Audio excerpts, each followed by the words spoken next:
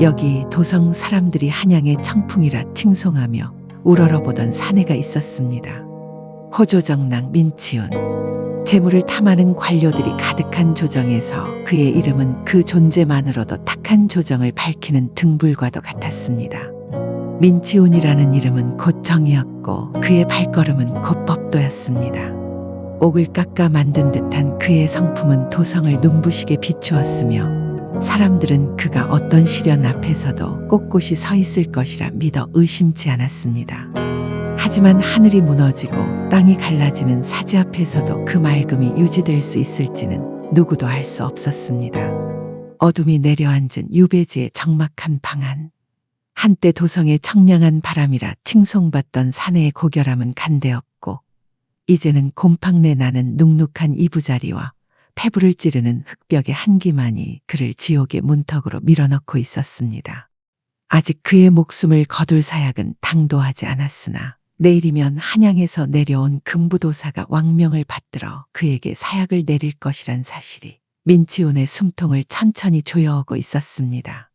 불과 며칠 전까지 서연의 지아비로 호연의 아비로 살며 정의를 부르짖던 사내의 모습은 온데간데 없었습니다. 오직 떨리는 손으로 가슴을 부여잡고 짐승처럼 흐느끼는 초라한 죄인의 형상만이 어둠 속에 웅크리고 있을 뿐이었습니다. 내일이면 정녕 나는 이승의 사람이 아니란 말이냐. 대역죄의 굴레를 쓴 채 이름도 없이 이 황량한 유배지에서 썩어가는 것이 내가 평생을 바쳐 지키려 했던 대의의 끝이란 말이냐. 죽고 싶지 않다. 이리 허망하게 눈을 감을 수는 없어. 정녕 내가 살아날 방법은 없단 말인가. 나를 이 사지에서 끌어올려 줄 똥아줄 하나 없단 말이냐. 살고자 하는 처절한 그의 갈망이 방 안의 정적을 찢을 때 마치 그 바람의 응답이라도 하듯 삐걱이며 방문이 열렸습니다.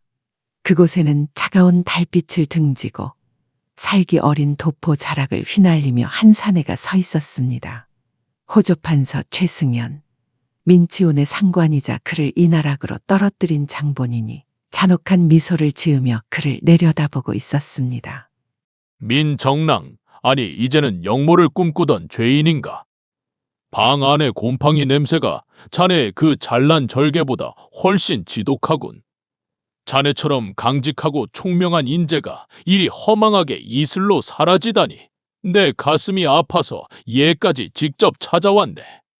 내 놈이 정녕 어찌 이곳에 나타난 것이냐. 내 놈의 그 추악한 밀무역과 탐욕을 내 입으로 만천하에 고하지 못한 것이 한스러울 뿐이다. 어서 물러가거라. 내 눈을 감는 순간까지 내 놈의 그 가증스러운 얼굴을 보고 싶지 않다. 허허허, 여전히 그 기계가 가상하군. 역시 한양의 정풍이라 불리던 자 답네. 허나 민정랑 명심하게나. 죽은 자는 말이 없고 역사의 기록은 오직 살아남은 자의 붓끝에서 시작되는 법일세. 자네가 내일 그 사약을 마시고 이 비루한 흙바닥에서 묻히는 순간 자네가 지키려던 그 잘난 정의도 함께 묻힐 것이야. 최승연의 목소리는 날카로운 가시가 되어 그의 폐부를 헤집어 놓았습니다. 민치운의 눈동자는 마치 벼랑 끝에 선 짐승처럼 힘없이 흔들렸습니다. 최승연은 그 찰나의 무너짐을 놓치지 않고 품 안에서 문서 한 장을 꺼내 놓았습니다. 그것은 민치운이 살 수 있는 유일한 동아줄이자 동시에 자신의 영혼을 팔아넘겨야 하는 노예 계약서였습니다. 이 서찰을 보게나. 여기에는 신씨 가문이 오래전부터 청나라 상인들과 내통하여 비단과 염료를 밀수해 왔으며 자네는 그저 그들의 협박에 못 이겨 이름만 빌려준 피해자로 적혀있네. 여기에 자네의 수결을 남기게. 그러면 자네의 죄는 사면될 것이고 자네는 내가 새로 일구는 상단의 핵심이 되어 전보다 더 큰 부귀영화를 누리게 될 것이네. 자네처럼 뛰어난 행정 능력과 재능을 가진 자가 이리 죽기엔 너무 아깝지 않은가? 그건 천륜을 저버리는 짓이요. 지아비로서의 도리를 저버림은 물론이요. 처가를 멸문시키라니 가당키나 한 일이요. 그럴 수는 없소. 내 차라리 사약을 마시고 귀신이 되어 당신을 저주할 것이요. 귀신? 귀신이 대체 무엇을 할 수 있단 말인가? 자네가 여기서 나를 돕든 돕지 않든 자네의 처자식과 신씨 가문의 운명은 이미 정해져 있네. 다만 자네가 나를 돕는다면 자네 한 사람의 목숨만은, 그리고 앞으로 자네가 누릴 그 찬란한 영화만은 내가 보장해 주겠다는 말일세. 선택하게. 개죽음을 당한 역적으로 남을 텐가? 아니면 내 곁에서 새로운 세상을 호령하는 주인이 될 것인가? 협박과 회유가 섞인 최승연의 말에 민치훈의 시선은 바닥에 놓인 서찰 위를 미친 듯이 배회했습니다. 머릿속에는 서연의 따뜻한 웃음과 호연의 해맑은 목소리가 스쳐 지나갔으나 그보다 더 강하게 그의 목덜미를 짓누르는 것은 당장 내일 그의 목구멍을 타고 내려갈 사약의 공포였습니다. 그리고 선비의 도포 속에 숨겨져 있던 비겁한 생존 본능이 마침내 고결한 이성을 집어삼키기 시작했습니다. 민치훈의 손이 파르르 떨리며 서서히 서찰을 향해 뻗어나갔습니다.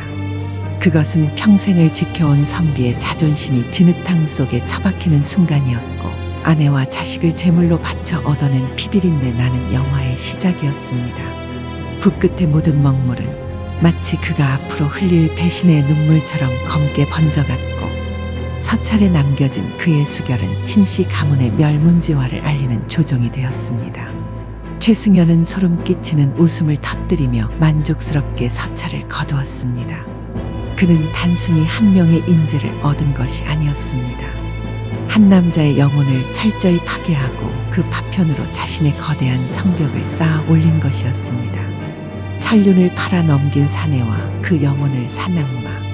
두 사람의 추악한 거래가 끝난 유배지의 밤은 장차 도성을 피로 물들일 홍염의 시작을 예고하듯 지독하리만치 고요하고도 무거웠습니다. 지압이 민치훈의 추악한 편절이 적힌 승정원의 기록을 마주한 그날 이후 서연의 시간은 억겁의 지옥 속에 멈춰 서 있었습니다. 사방에 막힌 방 안은 산자의 거처가 아니라 죽은 자의 무덤과 같았고 베갯머리는 말을 날 없이 서연의 피눈물을 받아내고 있었습니다. 식음을 전폐한 채 며칠을 누워 있었을까. 어느 날 서연은 휘청이는 몸을 일으켜 거울 앞에 섰습니다. 그곳에 서 있는 것은 한때 도성에서 가장 고귀했던 여인이 아니라 자식을 잃고 지아비에게 배신당해 껍데기만 남은 가련한 혼백이었습니다. 초점 잃은 눈동자 너머로 아른거리는 것은 그리움이 아니라 뼛속까지 시린 증오였습니다. 서연은 휘청이는 몸을 움직였습니다.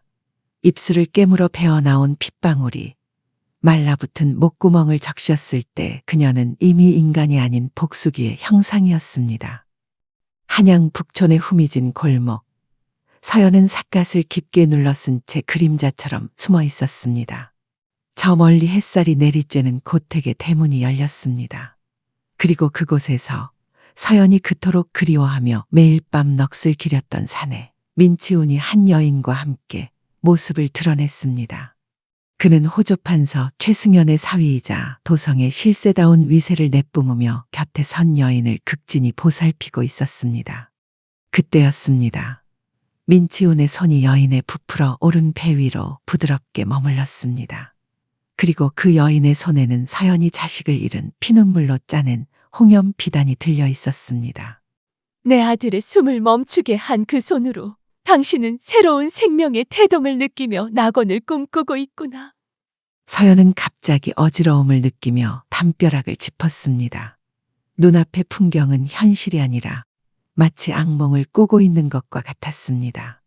자신의 아들은 거친 강물에 휩쓸려가 시신조차 찾지 못했건만 배신자의 새로운 혈육은 서연의 한으로 만든 비단을 베넷저고리 삼아 세상에 나올 준비를 하고 있었습니다. 자신과 아들을 버린 지아비를 직접 목격한 그 순간 서연의 가슴 속에 마지막까지 남아있던 지아비에 대한 일말의 연민은 완전히 재가 되어 흩어졌습니다. 하늘이시여 똑똑히 지켜봐 주십시오. 저 사내가 누리는 행복은 내 아들의 핏값이며 우리 가문의 멸문을 대가로 산 가짜 낙원이옵니다. 저는 더 이상 울지 않겠습니다. 저들이 꿈꾸는 태평성대가 처절한 절규로 바뀌고 저 화려한 저택이 피비린내 나는 지옥이 되는 그날까지 제 영혼을 어둠에 팔아서라도 저들을 파멸시키겠나이다. 사랑을 속삭이던 입술은 파멸을 읊조리는 비수가 되었고 자식을 잃은 어미의 눈동자는 원수들을 집어삼킬 심연의 늪으로 변해갔습니다. 복수를 되뇌이며 몸과 마음을 추스린 서연에게 더 이상 망설임은 없었습니다. 그녀는 마당 한가운데 놓인 거대한 염료통 앞으로 향했습니다. 그 안에는 시커먼 먹물과 독성이 강한 초목을 끓여 만든 빛조차 삼켜버릴 듯한 짙은 검은 물이 출렁이고 있었습니다. 서연은 방 안에서 자신이 공들여 만든 세상에서 가장 화려한 홍염 비단 한 피를 들고 나왔습니다. 아들을 향한 그리움과 지아비를 향한 연심으로 물들였던 그녀의 생명과도 같던 찬란한 붉은 비단이었습니다. 부인, 대체 무엇을 하시려는 것입니까? 그 비단은 부인께서 밤낮을 지새우며 빚어낸 부인의 혼이 아닙니까? 제발 그만두십시오. 이토록 부인이 망가져가는 것을 제가 어찌 보고만 있으란 말입니까? 석하의 처절한 만류에도 서연의 손은 멈추지 않았습니다. 그녀는 주저없이 붉은 비단을 검은 염료통 속에 쳐박았습니다. 맑았던 홍색이 탁한 검은 물에 잠식당하며 기괴하게 뒤섞였습니다. 서연은 맨손을 그 독한 염료 속에 집어넣고 비단을 거칠게 치대기 시작했습니다. 하얗던 그녀의 팔이 어깨까지 검게 물들고 날카로운 도끼가 손톱 밑을 파고들어 생사를 찢는 듯한 고통이 밀려왔으나 서연은 비명조차 지르지 않았습니다. 부인, 제발 멈추십시오. 일이 스스로를 학대하신다 한들 그자의 배신이 지워지는 것이 아닙니다. 나리, 제 영혼은 이미 1년 전 그 차가운 강물 속에서 호연이와 함께 죽었습니다. 지금 이 비단을 주무르는 것은 제 손이 아니라 구천을 떠도는 제 아이의 원한입니다. 이 검은 물이 보이십니까? 이것은 단순한 염료가 아니라 썩어 문드러진 제 마음입니다. 그리고 이것이 바로 민치훈과 최승현, 그들이 마주하게 될 지옥의 빛깔이 될 것입니다. 서연은 밤이 깊도록 염료통 앞을 떠나지 않았습니다. 달빛조차 숨어버린 어두운 마당에서 검은 물에 젖은 비단을 치대는 소리만이 규칙적으로 울려 퍼졌습니다. 석하는 곁에서 그런 그녀를 바라보며 피눈물을 삼켰습니다. 여인의 고결했던 영혼이 증오의 괴물로 화하는 과정을 지켜보는 사내의 가슴은 천갈래 만갈래로 찢겨나갔습니다. 이후 며칠간 대저택의 뒷뜰에는 기묘한 정적이 감돌았습니다. 서연이 정성껏 염색하고 수백 번을 헹구어낸 비단은 바람 한 점 없는 그늘 아래서 서서히 말라갔습니다. 처음엔 그저 탁한 검은색처럼 보였으나 시간이 흐르며 그 안에 숨겨져 있던 본연의 빛깔이 고개를 들기 시작했습니다. 그것은 이승의 기술로는 도저히 구현할 수 없는 지독하리만치 고혹적이고도 서늘한 흑자색이었습니다. 며칠이 지난 날 아침, 석하는 마당 한복판에 서서 넋을 잃고 비단을 바라보았습니다. 완성된 흑자색 비단은 햇살 아래서 마치 살아있는 짐승의 가죽처럼 꿈틀거렸습니다. 얼핏 보면 만물을 삼킬 듯한 칠흑의 색이었으나 빛을 받는 각도에 따라 그 안에서 억눌린 핏빛이 은밀하게 감도는 기이한 색이었습니다. 그것은 고귀함의 극치인 동시에 보는 이의 심장을 얼어붙게 만드는 차가운 수위와도 같았습니다. 그때 방 안에서 서연이 천천히 모습을 드러냈습니다. 석하는 자신도 모르게 숨을 들이켰습니다. 그곳에 서 있는 여인은 자신이 알던 가련한 서연이 아니었습니다. 그녀는 완성된 흑자색 비단으로 지은 옷을 입고 있었습니다. 흑자색 옷자락이 그녀의 창백한 피부와 대비되어 마치 지옥의 심연에서 갓피어 오른 검은 꽃과 같은 위엄을 내뿜고 있었습니다. 부인, 정녕 부인이 맞으십니까? 그 옷차림에서 풍기는 기운이 너무도 서슬퍼런 것이 제 숨이 막힐 지경입니다. 나리, 이제 슬퍼만 하던 나약한 서연은 죽었습니다. 이 옷은 제 복수를 위한 갑옷이자 원수들을 매장할 수위입니다. 보십시오. 붉은 빛을 어둠으로 덮었으나 그 속에는 여전히 핏빛 한이 숨쉬고 있습니다.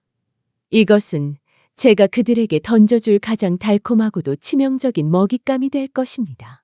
나리, 이제 복수의 수레바퀴를 굴릴 때입니다. 도성의 대상단들에게 소문을 내어주십시오. 홍염을 빚어낸 신비로운 장인이 이제껏 세상이 보지 못한 흑자색 비단을 완성했다고 말입니다. 왕실의 권위조차 뛰어넘는 이 고귀한 빛깔을 독점할 상단을 찾는다는 소문이 최승연의 귀에 들어가게 하십시오. 탐욕에 눈먼 그자는 분명 이 거대한 이권을 놓치지 않으려 제 발로 덫을 향해 뛰어올 것입니다. 또한 나리께서는 승정원의 기록을 샅샅이 뒤져주십시오. 민치온이 제 가문을 팔아넘긴 밀고서신, 그리고 최승연이 그 대가로 사면을 약속한 밀약의 흔적을 찾아야 합니다. 경제적 파멸과 법적 처형, 어느 것 하나 놓치지 않고 그들을 파멸에 이르게 할 것입니다. 부인의 눈빛을 보니 제가 무슨 말을 하든 부인을 막을 길은 없어 보이는군요. 부인의 뜻대로 하십시오. 저는 부인의 그림자가 되어 최승연의 모든 치부를 파헤치고 민치윤의 비겁한 기록을 증자로 확보하겠습니다. 서연은 흑자색 소매를 길게 늘어뜨리며 먼 한양의 하늘을 바라보았습니다. 한때 그 하늘 아래서 사랑을 맹세하고 자식의 장래를 축복했던 기억들이 이제는 오직 복수의 불씨가 되어 그녀의 심장을 뜨겁게 달구고 있었습니다. 민치운, 똑똑히 보아라. 내가 버린 조강지처가 어떤 빛깔로 내 세상을 물들이는지.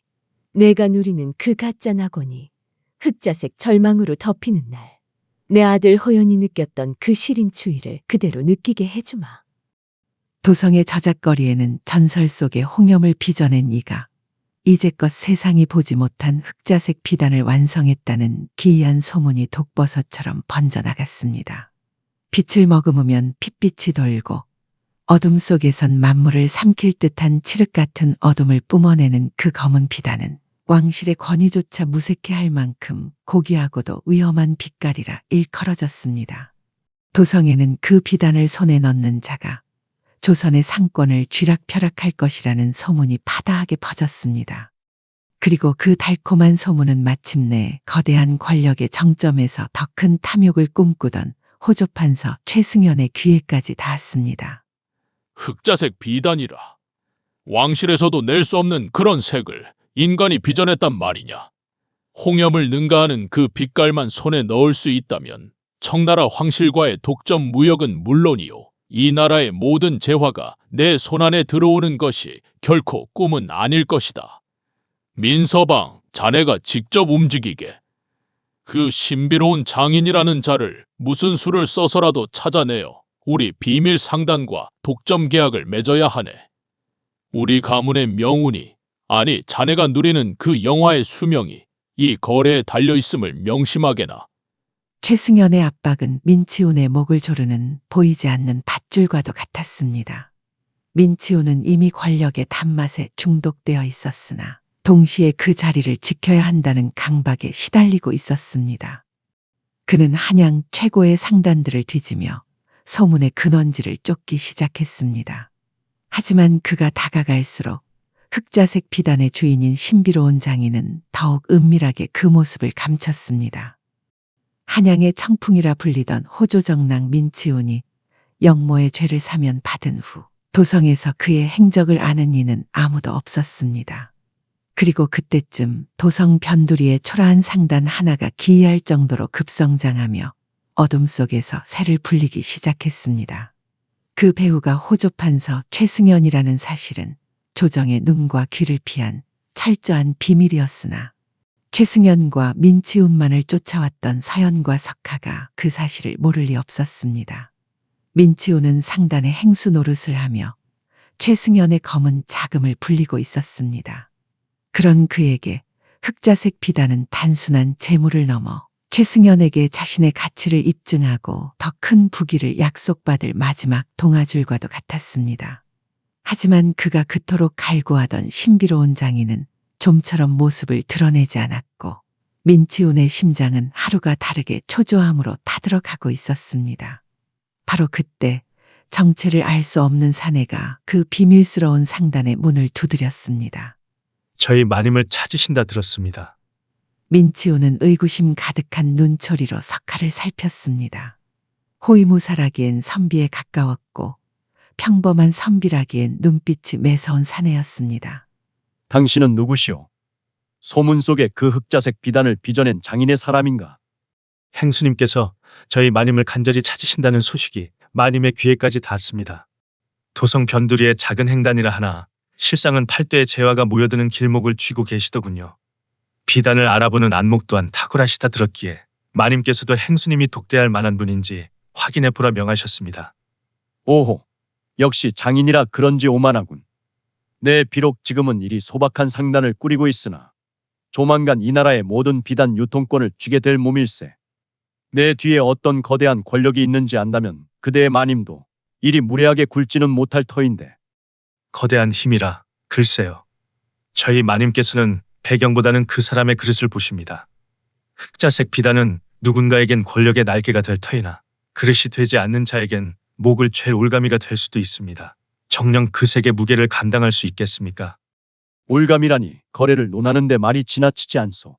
나는 오직 그 비단의 가치를 알아보고 독점 계약을 맺으려는 것뿐이요.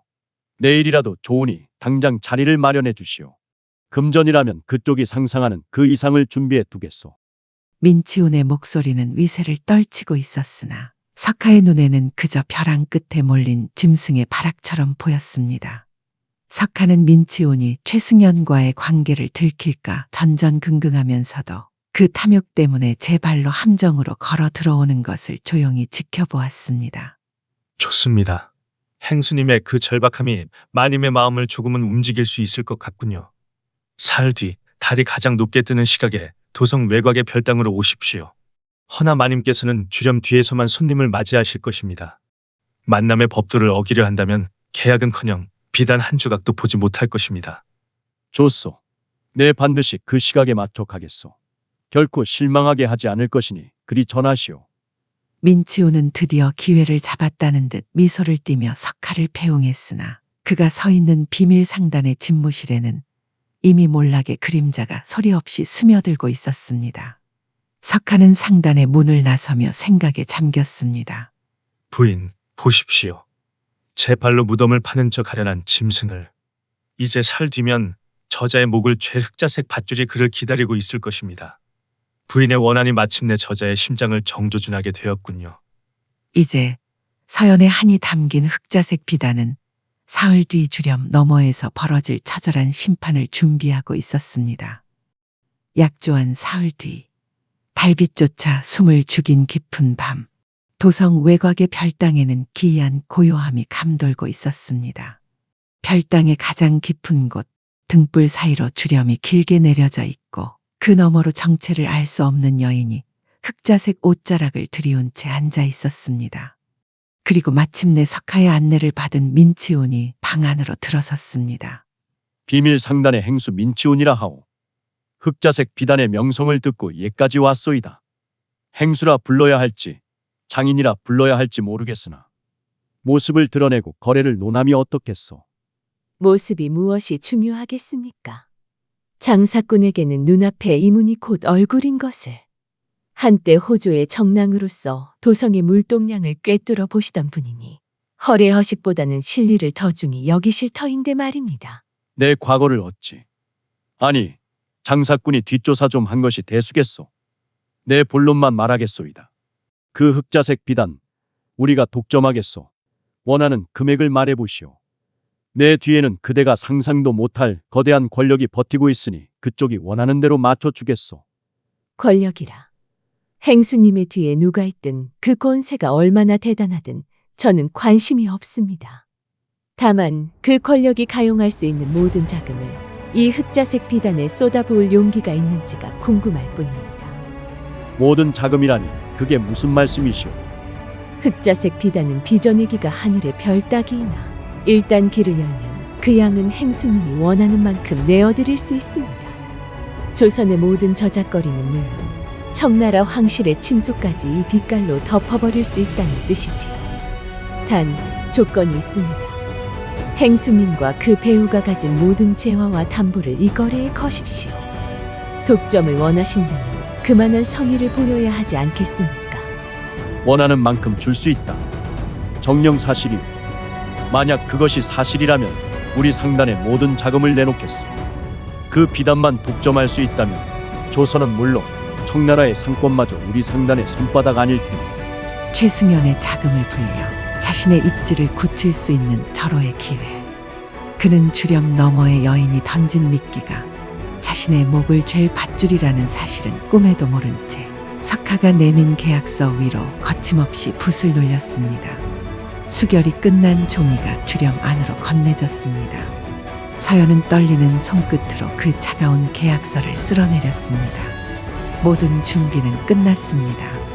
최승연의 은닉 자금과 민치훈의 전 재산이 서연이 쳐놓은 덫을 통해 이 종이 한 장에 묶였습니다.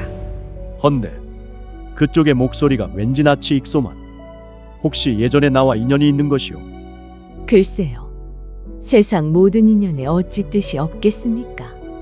다만 어떤 지독한 인연은 무덤가에 이르러서야 비로소 완성되기도 하는 법이지요. 서연의 서늘한 대답이 칼날처럼 방 안을 가로질렀습니다. 민치훈이 그 기이한 말뜻을 헤아리기도 전에 석하가 그림자처럼 앞을 가로막으며 그를 밖으로 인도했습니다. 의아함과 탐욕이 뒤섞인 표정으로 별당을 나서는 민치훈의 뒷모습 위로 차가운 달빛이 부서진 은하처럼 흩어지고 있었습니다. 홀로 남은 서연은 그가 남긴 수결을 촛불 가까이 가져갔습니다. 흔들리는 불꽃은 그녀의 얼굴에 짙은 그림자를 들이왔고 그녀의 눈동자에는 핏빛 원한이 일렁이고 있었습니다. 보고 있느냐, 호연아. 내 아비라는 자가 천륜을 바라오던 그 구차한 영화를 이제 제 손으로 불사르려 하는구나. 머지않았구나. 저자의 처절한 비명으로 너희 넋을 달래줄 그날이. 탐욕의 덫은 이제 완벽하게 사냥감을 가두었습니다. 자신이 구름 위를 걷고 있다고 믿는 민치훈과 그 구름 아래 청길 낭떠러지를 설계한 서연. 이제 서연의 처절한 복수가 그 마지막을 향해 치닫고 있었습니다. 4부에서 계속됩니다. 끝까지 시청해 주셔서 감사드립니다. 구독과 좋아요를 눌러주신다면 더 재미있고 감동적인 이야기로 찾아뵙겠습니다.